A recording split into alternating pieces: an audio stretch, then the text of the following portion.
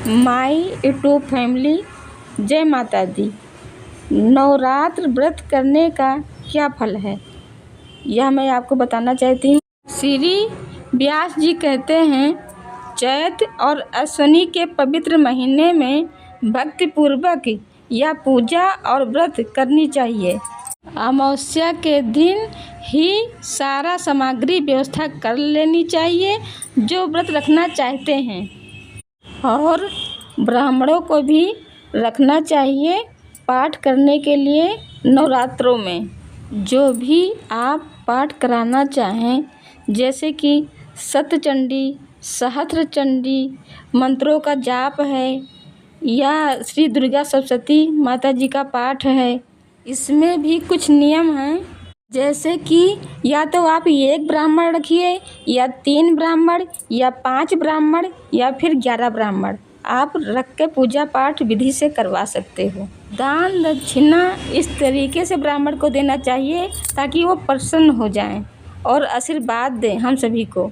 ऐसा आशीर्वाद दें कि उन्हीं का आशीर्वाद हम सभी के ऊपर लगता है। समझिए कि वो ब्राह्मण नहीं है, वो माता जी साक्षात वहाँ पर आकर आशीर्वाद दे रही हैं। आपके पास दान दक्षिणा देने का सामर्थ्य नहीं है तो आप स्वयं ही 2 घंटा सुबह या शाम को टाइम निकालकर माता भगवती के शरण में लग जाए। इससे हम सभी की दरिद्रता दूर होती है और शत्रुओं का नाश होता है माता भगवती के पूजा पाठ से, और इससे हमें सुख संपत्ति प्राप्त होती है। आप कितने भी बुरे परिस्थिति में फंसे हों, सारा संकट माता जी दूर कर देती हैं। इतनी बड़ी माता जी का महिमा है। महान पापी भी यदि नवरात्र का व्रत कर ले तो संपूर्ण पापों से उसका उद्धार हो जाता है। प्राचीन समय की एक कथा है। एक निर्धन वैश्य बहुत ही दुखी था।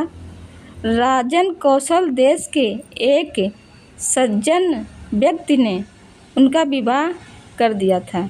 उसके बहुत से बाल बच्चे हो गए थे, पर उसको पेट भरने के लिए उसके पास पर्याप्त धन नहीं था। बोलो जय माता दी। दरिद्रता ने चारों तरफ से उसको घेर रखा था। वो सोचता था, मैं क्या करूं, मुझे क्या करना चाहिए।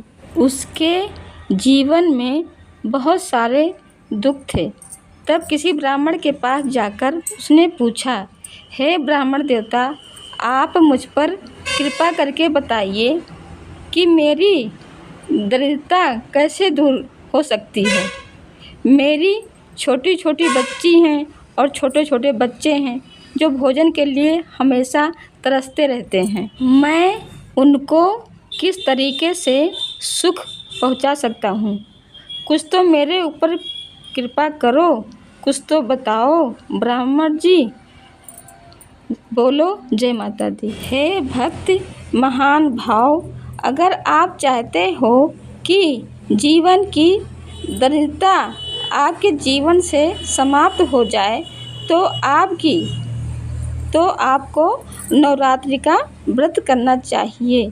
जो नवरात्रि के व्रत बड़े ही सुंदर हैं। भगवती जगदम्बा की पूजा और हवन और ब्राह्मण को भोजन कराना चाहिए। व्रत के श्रद्धा पालन करने से ज्ञान और मोक्ष तथा सुलभ हो जाते हैं। सुख और संतान की प्राप्ति होती है तथा शत्रु के पैर भी नहीं टिकते हैं माता रानी के व्रत करने से। एक प्रसंग है कि भगवान श्री राम ने भी माँ भगवती का पूजन किया था। यह प्रसंग कब का है सुनिए। यह प्रसंग है जब सीता मैया का हरण हो गया था और भगवान श्री राम उस समय किष्किंधा में थे। सीता माँ की खोज नहीं हो पा रही थी उस दिनों में। जब खोज नहीं हो पा रही थी, उस कठिन परिस्थिति में भगवान श्री राम किष्किंधा में रहकर यह व्रत किया था। माँ जगदम्बा भगवती का उन्होंने व्रत किया था और विधि विधान से माता जी का पूजन किया, तब जाकर उन्हें सीता माँ जगजननी उन्हें प्राप्त हुई। इसलिए हम सबको चाहिए कि नवरात्रि का व्रत रखें।